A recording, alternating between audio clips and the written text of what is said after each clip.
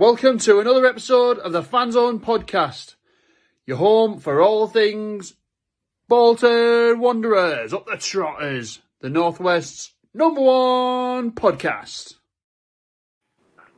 Good evening, ladies and gents. Welcome back to another episode of the Fanzone podcast. Delighted to have you all with us for our 50th episode, would you believe? And what better way to mark it than the guests we're joined by this evening. So we're joined by, of course, the one and only George Johnston. So thank you very much for joining us. No problem. Thanks for having me. No, we really appreciate you taking the time out to come and talk to us. It's massively appreciated. If you are watching along at home, then get your comments and whatnot in on the chat, and you'll be able to ask George a question in the viewers section. So, of course, get your questions in as we go along. Whatever you want to talk about, drop it in, and we'll pick them out. But without further ado, I suppose we'll get started. So we have a bit of an initiation for the podcast. So imagine you're waking up on a Sunday after a pretty heavy match, and you're fancying a full English. We've had a full Welsh. We've got full Scottish. What's going on your plate? Well, full English, not a full Scottish. But I've not had one for a few weeks since my injury. I have to watch what I eat now. But I'd have sausages and bacon, fried egg, beans, hash brown, mushrooms, but not a big one. I'd have like the smaller ones chopped up. And then white toast and extra butter. I like extra buttered bread. So that's probably it. Is that something you made for yourself, George? Is that something you made for yourself, or is your missus good at that stuff? What's that, sorry? Is that something you do yourself, or is your missus good at that stuff? The missus cooks most, yeah. It's a good lineup. It is a very, very good lineup. And we will kick off with Angie's quickfire questions.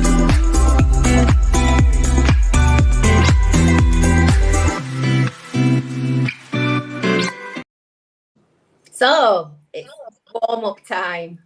Nice, quick answers. Don't have to think about it too much. Really easy questions. Okay. Are you ready, George? Sorry, Jono. Yeah. So, starter or dessert? Starter. Sunrise or sunset? Sunset. Indian or Chinese? Indian. And then you just dinged the Scottish thing, which has thrown me a little bit. But iron brew, love it or loathe it? Neither. Oh, okay. Favorite kit of this season of ours? The away one. Pre-match, suit and tie or tracksuit? Oh, good. Suit and tie. Suit and tie. Can you expand on that? Can you expand on why you prefer the suit? I got to ask him. You know, quick fire questions, Colin. Quick fire questions. No, Colin. All right. It's just I like the routine. When you don't put it on every day, you might wear a tracksuit every day for training. When you're putting on your suit, it's a different mindset. So I like it. You fasten your top button on your shirt? Yeah, always. Yeah. Yeah, fair dues. Yeah. VAR, yes or no? No. Best stadium you've ever played in? Probably Feyenoord Stadium was probably the biggest I've played in, or Wembley. Yeah, one of them two. Shout. Past Bolton player you'd most like to play alongside?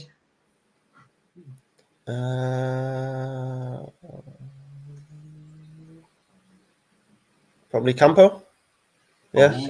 Can I ask why? Oh, another quick fire question, and I don't want to get in trouble. You can elaborate, yeah. No, I'd probably after playing in that charity match for Gethin a couple of seasons back. Yeah, probably from that. Yeah. Got a bit of it, pretty decent. You can still add a bit about him. Yeah. So. Yeah.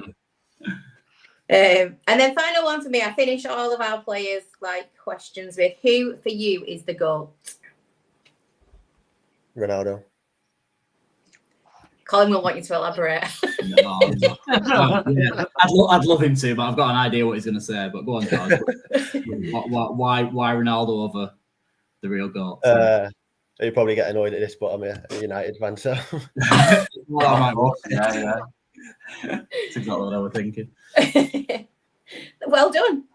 Thank you. So starting off with a couple of quick questions then, George. Obviously, you started off at Liverpool. Yeah. MJ said that he saw talent in you. Did you have kind of the self-belief from a young age that you were going to make it? Yeah, probably when I was younger, because you don't think about where it's going to kind of end up much when you're like 9, 10. When you're in an academy, you just think it's, you know, the natural progress that you're going to make it to the first team one day. But then, you know, as you get older, you've got to kind of be more realistic and see what your other options are. So, you know, I did one in school as well, you know, as a backup. But yeah, as I got older, it was definitely something that I wanted to pursue and, you know, become a professional footballer. Excellent. So thinking about MJ, obviously the connection at Liverpool, as you probably know, we had him on a few weeks ago on our podcast, Jono. You said you were weird. I'll elaborate on that a little bit, and we'll dig into it. Like, he actually said at first that you were. This is at Liverpool. He said you were really, really quiet. Yeah. At first, and then you kind of started to come out of your shell a little bit. Yeah. And he said, then I realised that he was a bit weird. What does he mean by that? Do you understand examples of weirdness? Yeah, I think everyone's got a bit of weirdness in them. Yeah. But you know, I'm good mates with MJ, spend a lot of time with him, so he probably sees that more than others. But yeah, when I first played with him at Liverpool, he was 3 years above me, so he was I was kind of scared of him a little bit, sort of thing. But you know, now we're good mates now. Brilliant. Is it your sense of humour? Because I've noticed it with interviews and stuff that you've got a bit of a, I don't know, bit of a dark sort of humour to. So I can be quite blunt, and then some lads have said they don't know if I'm joking or not because I can say jokes and just keep a straight face, sort of thing. So you kind of don't know how to take me, but I like that. It's quirkiness, George, isn't it? That's a good personality trait. Well, interesting. So you were really quite young when you moved to Feyenoord. Was that a tough decision to make at that time, with you being so young, to kind of move away from home and things?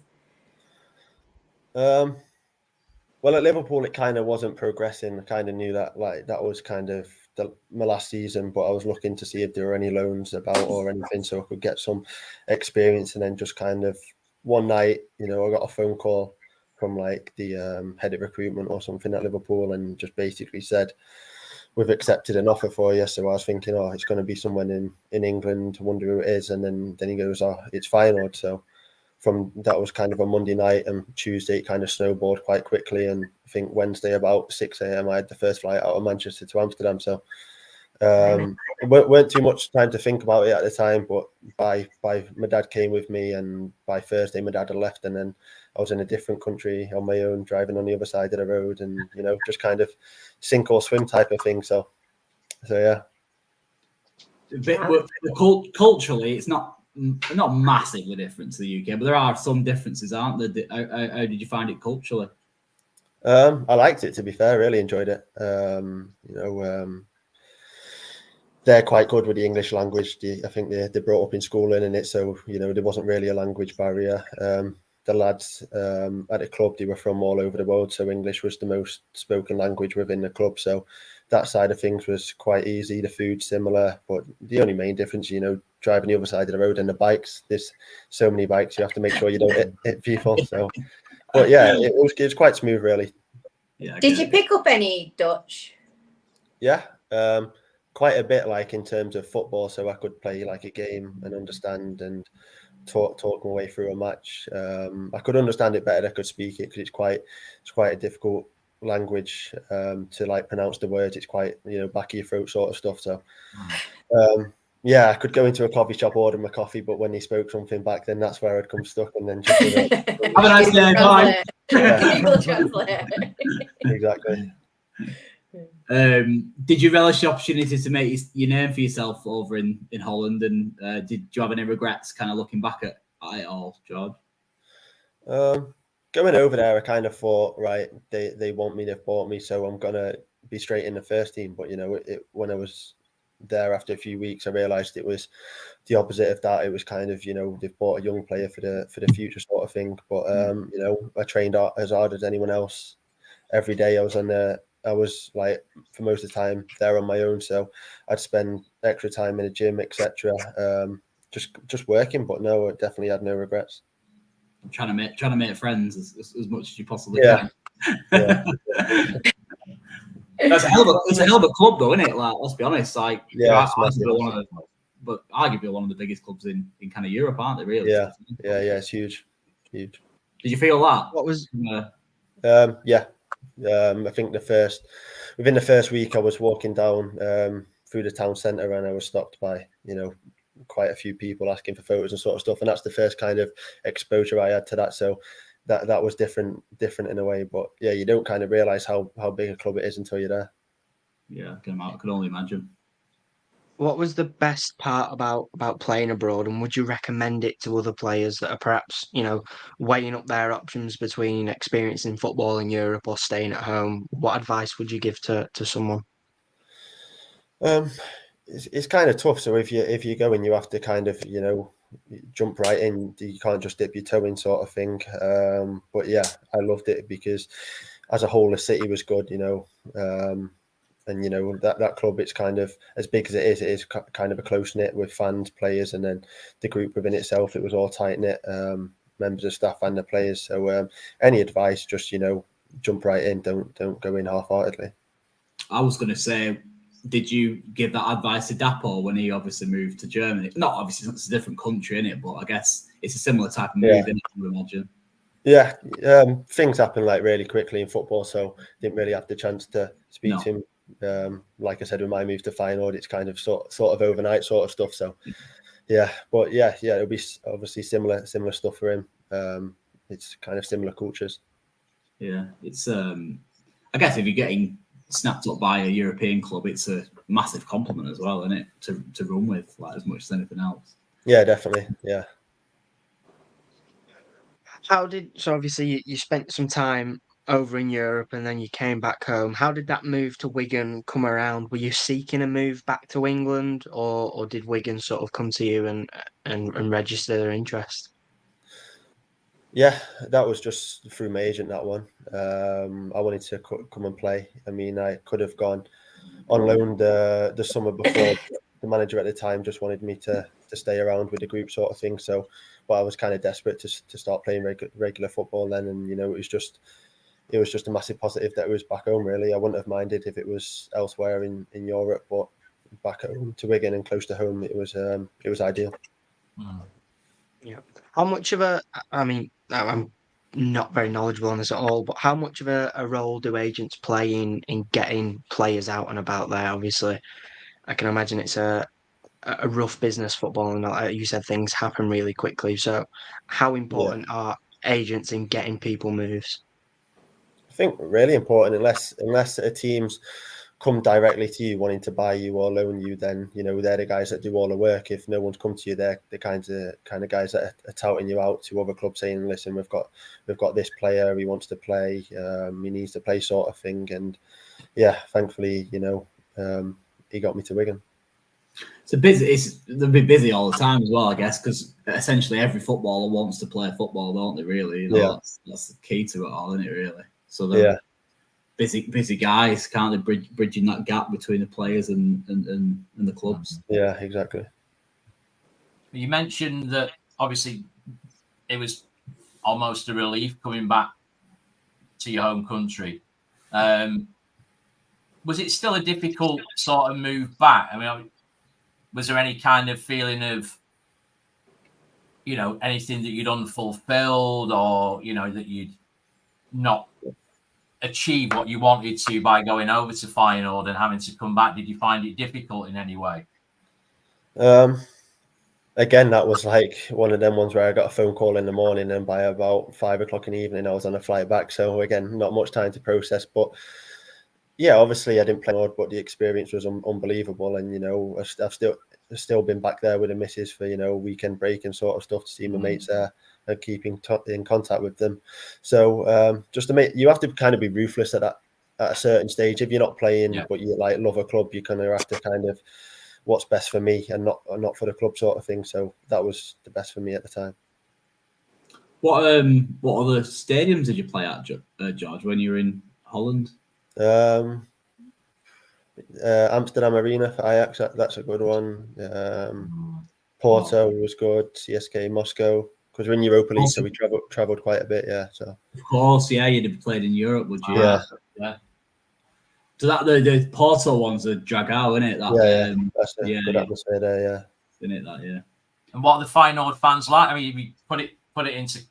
I know it's different size of fan base. I mean, what does Feyenoord hold? 51,000 or something like that.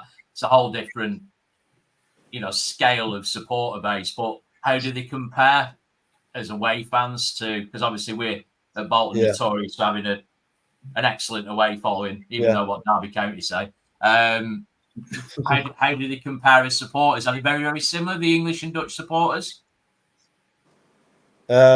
Over there, they're kind of big on the ultras, old school sort of stuff, and misbehaving after games. They kind of go to away games for trouble more than watching the actual football. But in terms of, like, attendance sort of stuff, like, away fans would be similar to what you guys bring, but the home support's obviously on another level. Super. We are going to dive into some viewers' questions. So if you are watching at home, pop yours in, and we'll pick some of them out to have a read. We've had one from Liam, and he said, "Is representing Scotland an ambition or just something that would be a welcome addition?" I was actually thinking about that recently, and I'd love to play for Scotland, but I think I'd have to be playing consistently well in the Championship. I don't really think they come down to League One to look at players at the moment. Obviously, they've got quite a good squad, and the majority of it's Premier League standard players. So it is something that I would love to do, but I'm going to have to help Bolton get to the Championship before I can start looking at that. So you're going to be relying on your mates quite heavily for that this season, and George, aren't you? Yeah. To ensure that they reach your expectations. Excuse me, ignorance, where does the link come from? Is it your mother's side? My granddad, my dad's dad, so my granddad, yeah. Nice. And just for context, Jono, who would you be vying for a position with in the Scottish international team right now? I think it's Kieran Tierney, because they play a back three and he plays left side of that, I think. Right. I'm pretty sure it's him, yeah. Oh, he should be all right, because he's not getting much game time at Arsenal, is he? So you'll be all right when you get back, won't you? Yeah. He might be on loan in Championship by then, mightn't he? He's starting a bit of a rough trip, isn't he? So he could be competing with it. What's that feeling like, or what would it be like, sort of getting that phone call? Obviously, Sheehan has just had it. I think Iredale has had it as well for Australia, and obviously Toll and Dion. Yeah.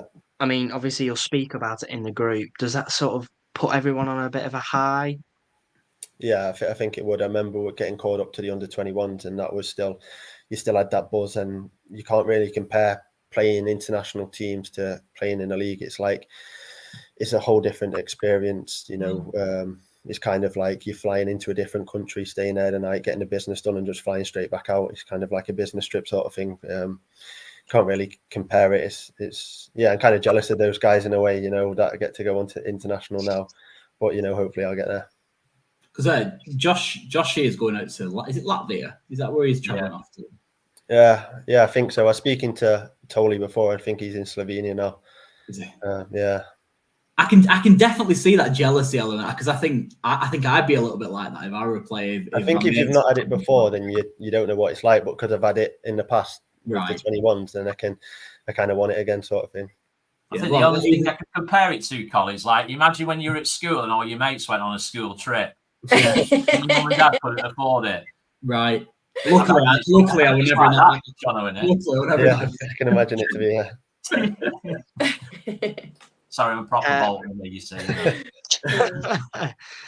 Brandon has asked, who was your biggest football inspiration growing up?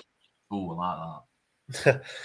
Well, because I support United, so I watch United every week. When I was little, I used to watch Vidic, kind of no nonsense defender, old school type. So I used to, idolize him growing up. Yeah, is that different now? Do you have a different idol now? Someone that you look up to that's perhaps playing today? Not really. I kind of just watch football in general now. I wouldn't say I have an idol. I like watching John Stones, obviously, because he's just so good, really. I really like watching him, and all the City players, really. I think the way they play and everything, something that we lads can aspire to with, how the gaffer wants us to play, sort of thing. So, yeah, I like watching City's defence and, John Stones in particular. John Stones is a good one as well because he's played in the lower leagues, hasn't he? Yeah, exactly. Yeah. You can pay reference to that, can't you? Will has asked, in your opinion, what attributes of yours complement the others that play in the back three, like Santos or Toll or Geth and whatnot? I think in the back three that I play in, the outside centre back, they can be quite aggressive because, you've got Rico behind you, where if it was a back four, then you're kind of thinking, right, do a go, don't a go, do a stay this time sort of thing. So I think I'm a decent front foot defender, aggressive. So, playing in the three with Rico behind me or Owen, whoever it is, it gives me the license to do that. So I think that complements quite well. I think, as an observation, your aggressiveness, that's a word, isn't it? Your aggressiveness. Aggression. Aggression. Yeah, sorry. I think that's come on in my eyes in the last 12 months or whatever. Is that something you've worked on? Am I right with that? Have you worked on that? Or? It's kind of just, I think the main thing with that is knowing who I'm coming up against. So like kind of my first season in League One, coming up against different teams, different strikers, it'll be the first time. But now I've come up against them 2, 3, 4 times. I know their strengths and weaknesses, sort of thing, and I know when I can be aggressive and when not. And something that's massive for me, I don't really like getting yellow cards because I feel like if I've got a yellow card, then I've missed time to tackle. I'm too slow. I've not read the game properly. So that's something I keep my eye out for as well. And yeah, I guess you'd only ever get booked for that, wouldn't you? Unless you like Descent, which is increased this season massively, and it Descent. Yeah, I'd have a few this season if I was playing. William has asked, what's the best atmosphere that you've been involved with at Bolton? He said, apart from Wembley.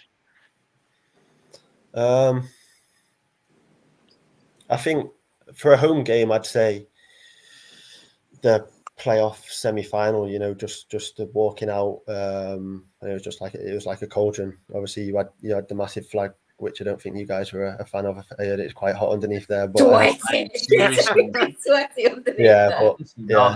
That was quite loud. But as an away one in League One, I like playing at Ipswich, Portman Road. I think that's a good ground, and Ipswich fans usually sell it out, and we kind of, for how far it is, we bring a decent back in there as well. And the fans are tight to the pitch and everything, so when you're going to get the ball for a throw in, you're getting quite a bit of stick off the opposition fans. But yeah, I like them 2 games.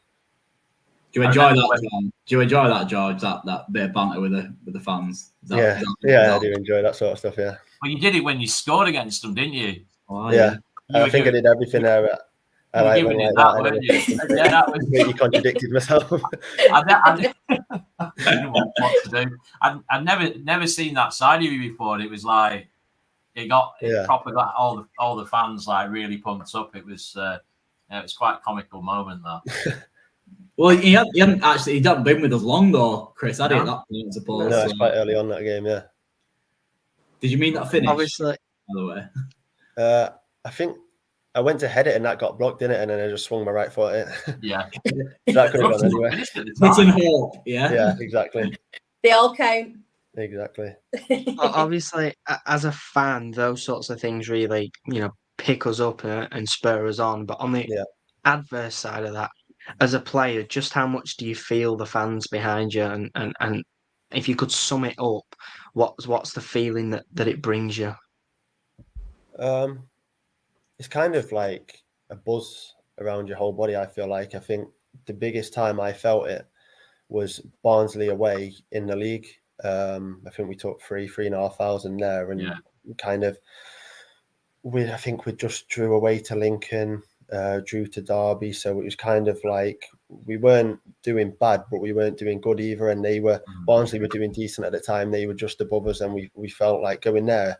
If anything, we were the slight underdogs. And I remember, I think Kieran Lee was the captain on the day, and we do a huddle before each game, and Kieran's not the biggest of talkers, so we get in a huddle, and he just goes, "Right, Jono, take it away." And I was like, "Oh, cheers for that, Kieran." I just remember saying to the lads, yeah, exactly. I just remember saying to the lads, the fans behind us today, it's just giving me a buzz. Like, they've come here on, I think it wasn't New Year's Day, it was the day after New Year's. Same sort of thing. It was my son's birthday. Felt like New Year's Day, so let's do it for them more than anything. So yeah, it is. It just gives you a massive adrenaline rush. So I went to that game with Chris. Yeah. I said to Chris, I said, we're going to win this today, I can assure you. Don't say what I said. No, I won't say it. He wasn't as confident, shall we say. I was thinking about that draw against Lincoln and that draw against Derby, and it's like, and that, like you said, their form was like peaking, wasn't it, at that point? And we just took them to pieces that day. We were amazing. It was a brilliant away day, that. Great day, that was great day. And it was my son's birthday. He's just popped a comment in the chat. So you made the team made his day that day. He loved it. So cheers. Dan has asked, who is the most technical player at Bolton, or the most technically gifted? Probably Josh Sheehan. Yeah, I'd say so. I mean, you can give him the ball under any circumstance. When you're on the pitch, you could have a man right up him, or two men on him, and you'd still trust him to give him the ball, and to have that level of trust off the other players. They've got to, you've got to think you have a decent technique. So I'd say Sheehan, yeah. Can go either way, can't he? That's the key. Yeah, exactly. Yeah, like comfortably as well. Like special. Liam has also asked, which player or striker has given you your biggest problem that you've played against so far? And was there anyone that's just unplayable on their day in League One? I think when I first came, playing against the big physical strikers, that would cause me my biggest issues. So like when Michael Smith was at Rotherham, sort of thing, I didn't know anything about him, and then I just played against him. It was like, oh Jesus, like he's a big lad. But now I've sort of been able to cope with that a lot better. But when I was at Wigan, we played against Blackpool, and Gary Medine was there, and that was my second ever start ever. And the manager just went, right, wherever he goes today, you follow him, set pieces, corners, just anywhere on the pitch, you follow him. And he gave me, he was a tough guy to play against. Kind of bullied me quite a bit, and we lost 5-0. But yeah, so probably the big physical strikers, but I've learned to cope with that a lot better now. We've got one more, and it's from Liam, and he said, what regime of fitness are you undertaking, if any, and what's sort of the go-to for players that are out injured? Is it a case of just letting injuries heal, or how do you keep on top of it? It's quite tough at the moment, because of kind of having to relearn stuff that my body has been able to do for the past 25 years, like walking and stuff. It's kind of like when something like that happens, your brain kind of shuts your muscles down around your knee and goes into overdrive, so your muscles don't work. So I've had to kind of relearn how to use their muscles and relearn how to walk. And you don't really realize that walking is actually quite a technical thing until you actually can't do it. So a lot of like walking pattern sort of stuff, and then you've got to get your legs strong as possible to protect that knee from now on. So I'm starting slowly, like lower sessions, and then cardio sessions are quite tough, but I've still got like 7 months, so there's plenty of time to get my fitness right. You're not on your own in terms of players at the club who've had that injury either. George, obviously Josh has had it as well. Yeah. Is any others as well that have been? Yeah, Jack Iredale had Jack Iredale's done his 3 times when he was younger. So Well, I was actually just going to say to you then, you should ask, because obviously when you were a young lad watching Bolton in the Prem, we had Ricardo Gardner play for us, and he did it 3 times in his career. So I was going to say you could do with asking the club to put you in touch with Ricardo, and he'll give you some tips. But obviously, if you've got Jack Iredale as well, I've lent on them two quite a bit already. Yeah. I bet. Yeah. But it's good that you can do that, though. It's a lonely place. I should imagine kind of being out of the loop a bit, and you need that support, I think, to get through these sorts of times. Yeah, it's weird. It could be like I could have like 3 days where I'm absolutely flying, walking normal, and then all of a sudden I can't walk again. I might feel like I need my crutches again. It's just nice to ask them, like, oh, how was it for you? And they were like, yeah, it's completely normal. You have bad days, sort of thing. So yeah, it's just that reaffirmation that it's normal to kind of go backwards a bit. Yeah. Do they point you in the direction of your PlayStation or your Xbox a lot of the time? Is that what they're doing? Or? But I'm still in just as much as the other lads at the moment, so it's not like, I think for the first week I was sat, on a sofa all day, but the way I see it, if I'm playing the PlayStation, it's like brain training, so that's what I tell the missus anyway. Well, you've obviously convinced Are you not a football manager, man? No, I don't have the patience for Football Manager. Fair. Yeah, you need patience for that one. Yeah. Right, let's get on to your move to Bolton. How did George Johnston become a White? Tell us about it. But it's after my loan with Wigan. I went back to Holland because I was out of contract, so I still had my place over there. So I kind of didn't know what was going on, and then it was.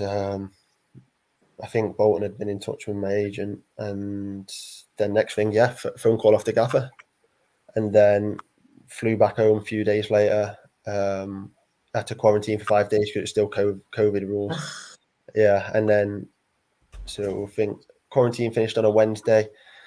Had my medical Thursday and signed Thursday evening. Quite simple. The rest is history. It kind of goes against what you've had. Yeah, I was going to say, it doesn't seem like you've had any transfers that have sort of dragged out for any length of time. It all seems to be getting business done quite quickly. Exactly. Yeah. I suppose that's always better for a player, though, isn't it? Yeah, I kind of had a clearer idea of where I was going kind of a week in advance, instead of like just overnight sort of thing this time. You kind of answered what I was going to ask you, because I was going to say, did it take you long to decide to move to Bolton? But obviously, it doesn't sound like it did, to be fair. No, there was like, obviously, Wigan wanted me back sort of thing, but that didn't materialise because I just felt Bolton wanted me more. And, after a phone call with a gaffer, a lot of people say they have a phone call with a gaffer and, it's kind of like... it makes their mind clear they want to go there, and that's what sorted it out. But the way the gaffer spoke with me, and just he told me he was a centre half and been up and down the football league, and who better to learn off than someone who played in my position, and went from League One Championship to the Prem sort of thing. So that was a massive thing for me. Yeah, is it? What I'd always think is like if a manager's ringing you, it's like a sales pitch. But is it more than that? Because obviously he's gone to more detail, hasn't he? Yeah, I guess so. I feel like with our gaffer, it was kind of like making you want to play for him and Bolton, sort of thing. The attractive style of play and everything. And I think after that phone call, I literally went on YouTube and watched every highlights from that whole season that he just played in, and I was like, yeah, right, this is where I'm going, sort of thing. So. Yeah, it was quite simple, and it was refreshing to kind of have that in my head without having to, make a quick decision overnight. So you watching like YouTube videos and stuff, I guess that kind of reconfirms it in your mind that you're making the right choice. Can you see yourself, envision yourself in the team by watching highlights? Is that what you're kind of alluding to? Yeah, it's just like you have a lot of teams in these lower leagues that just get the ball from the keeper and boot it as far forward as they can and try and just fight for it, sort of thing. And it was kind of refreshing that watching him, that wasn't going to be the case at Bolton. No.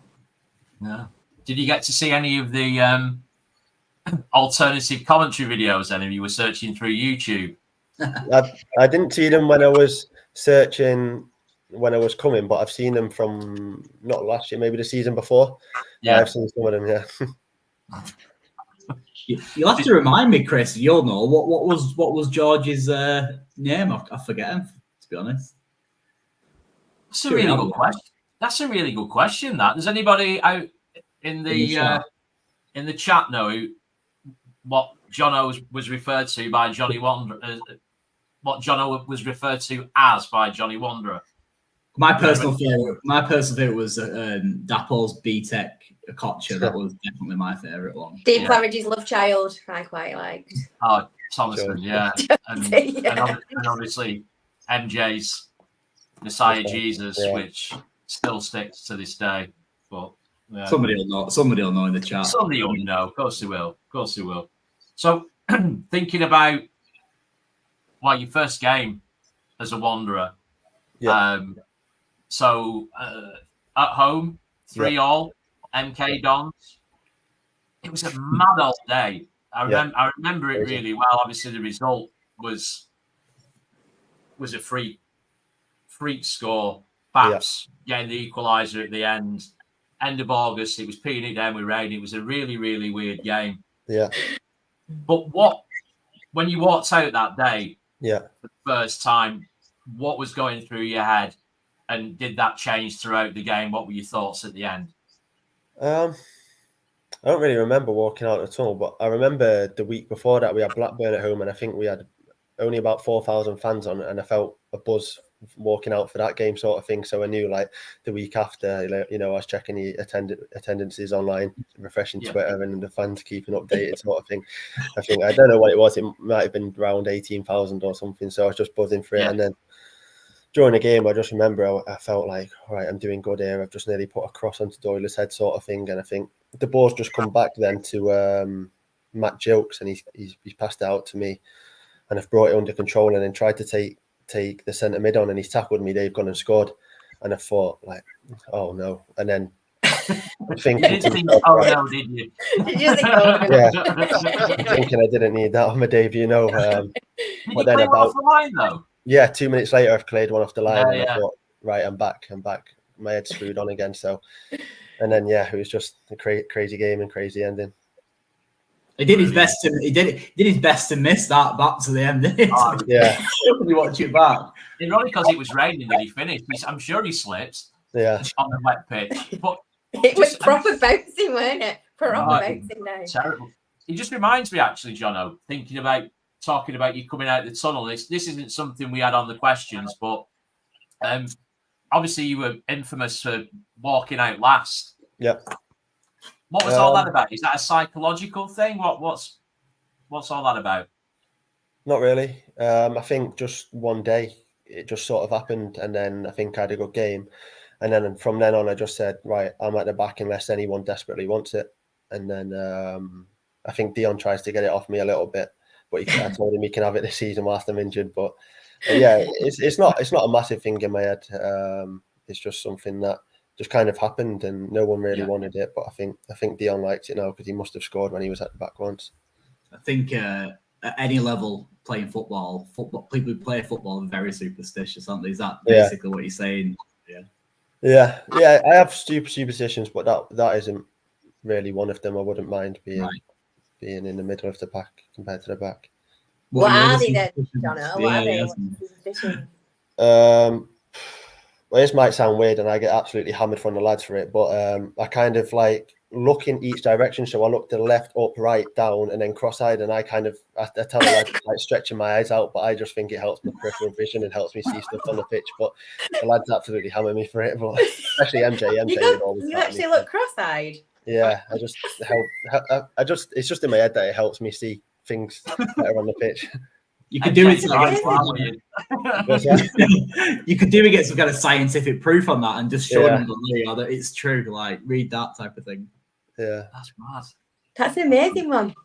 Yeah, it is. Yeah, isn't it? I've never heard that. I was expecting him to say like, "Oh, I'll put my left shin pad on." Yeah, my left stuff's first as well, but yeah. So just thinking back to that, your first season with us, Jono, how would you sum it up? You seem to make like massive progress over that season, and was there anything that kind of aided that progression, or did it just because you just fit in so well, it just made it easier?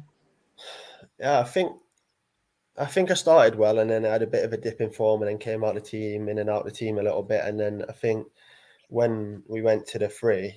I'm not saying this is just because we went to the free, but it just kind of coincided with my return to form. I think we switched to the free against Ipswich at home, I don't think anyone expected us to win, and then we won 2-0, and then Shrewsbury away 1-0, and Sunderland home 6-0, and it was just like a snowball effect. And then I just grew in confidence as well as everyone else from that. And then I finished the season stronger. Yeah. Are you comfortable playing across the three, John? No, I definitely prefer. Well, I could play the right, but it would be unnatural. It's everything. It's from opening up to play on my right. I would probably be coming back more inside if I was on the right, and defending. I'm more suited to defending with my right foot closer to the attacker. Whereas if I'm on the right side, it would be the opposite way. It kind of feel a bit unnatural. But yeah, I definitely prefer the left. I mean, I played centre a few times last season. Yeah. Has everyone just spotted Marcus's question in the chat? Sorry, John, that was so rude of us, but we've just had the most random question from the most random of people. And I was really enjoying what John was saying now. I wasn't. Is it Marcus from Bolton? Yeah. He's got a spectacle tomorrow anyway. To be honest with you, he pops up all the time. You know what I mean? He's a nuisance, isn't he? Sorry, I'm so sorry. He's asked you if you enjoy watching Inside Match Day. Well, it's on Wondrous TV now, and I've not got a subscription, so no, not anymore. Marcus, you have to pay John O's $5, otherwise he's not watching you, mate. Yeah. Did he not give it you for free? Evidently not. Marcus actually sent me a login for it, but yeah, I've not opened his message yet. So to answer your question, Marcus, he doesn't enjoy it as much as he obviously thinks he does. Sorry, John, sorry, Ben. So you're all right, essentially. Obviously, you prefer left. Yeah. You're not a massive fan of right. What I was going to say to you is that for me just shows how good Owen Tall is, because when he played the other day, he literally looked like he were a left hooker, and he was playing. Obviously, do you know what I mean? So like. He's something else, isn't he? Yeah, I'm quite close with Tolly, and he texted me straight after the game saying, did my left foot look bad? And I said, no, it actually looked natural, to be fair. So, he did a good job. Yeah. It's for him, obviously, he came back against Middlesbrough and was fantastic as well, centrally. And then when I seen that he would be playing left the other day, I was like, all right, fair dues. And then he was just obviously seamless, weren't he? Exactly. So a good, interesting take, even though we've just been interrupted. But never mind. It's just Colin. Yes. That was Marcus this time. To be fair, it wasn't Colin's fault this time. Exactly. Yeah. The king of interrupting is just calling out for interrupting. My bad. Sorry, Marcus. Just before we get into our previous guest question, we're going to run through a couple more viewer questions because we've had some good ones in. Yeah. So Andrew has asked, do you prefer attacking or defending? And if you were to choose, would you rather get a game-winning goal line clearance or a game-winning assist? I prefer defending. I think you can kind of see that when I play. I kind of not as attacking as, say, if Geffin's on the other side. I think it's because he's more of a natural full-back and I'm more of a natural centre-back. So, the balance works quite well. And, I don't mind doing the ugly side of the game. And then probably, if you said a game-winning goal, I would have said that. But because it's an assist, I'll probably say the clearance off the line. Fair enough. You're from an attacking perspective, though, George. Got to say, your game again. We talked about before, has come on from a progressive point of view. Yeah. I feel that it's come on again from an attacking perspective as well. Before you went, it was obviously coming on leaps and bounds. Is that something you worked on? Or? Yeah, something. I think sometimes you just gotta relax, because some people get in the final third and then the brain just goes a million miles an hour. But if you just take a step back mentally and just think, right, I'm higher up the pitch, but it just kind of remains the same sort of thing, and just be patient and find the pass sort of thing. I'm not the one that has to make something happen. I've just got to find the right pass to put someone in a position. That's all really. Yeah. I was on against Derby the other day when Rico was on the edge of the day. I was like, it's a bit unnatural for this fella. This that's what's like for me. And we've had one more from David, and he said, I think this is probably on reflection against Derby when their keeper gets sent off, but if anyone outfield had to go in there, who's putting on the gloves? I think when I was playing, it would have been me, but it wasn't ever confirmed because they don't really want to manifest it. No. The chances No. but now I have no idea. I've not asked a question, and I probably won't get the answer even if I did ask the question. But I don't know. People say Demps would be a good keeper, but you know, he's not as tall, so I don't know. He's springy though. Yeah, he's got a spring. Yeah, He wins a lot of He's really springy. somebody's height. Yeah, hell of a lot. Fantastic. And just to close off, we did this thing where the previous guest will leave a question for the next guest. And obviously our previous guest was MJ, so he's left a question for you. And he's asked, what is the best moment that you've shared with MJ whilst at Bolton? There's a couple that stick out in my mind. There's when we played Sunderland away the first year I was here. I think we got beat 1-0, but you know, I think we kind of all over them. We deserved to get something out of the game. But after about 5 minutes, I think Joe Dixon went down and he had to change his shorts, and then all their crowd were up, and it was a massive roar. And me and MJ looked at each other and went like, "This is loud. This is some good atmosphere today," and that sticks out in our minds. We always talk about that. But then there was another time when I can't remember who it was. It was last season. I think MJ was in his own half, but he was trying to clear it. And he's tried to do an overhead kick, but he's kicked the ball in his face, and he's put their striker through on goal. And I've had to bail him out, and I've always wanted him about that ever since. They're the two that stick out for me. I thought this would be something really like smushy. No. Yeah. It's just banter between you.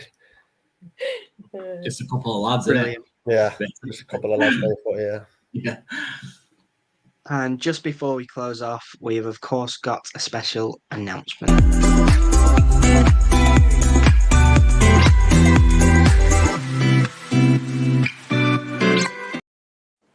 don't really know why I called it an announcement. It's more becoming routine now.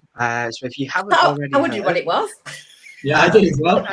If you haven't already heard, Eco Warm Windows are our sponsor for the 2023-24 season. So a huge shout out to Eco Warm Windows for helping us out.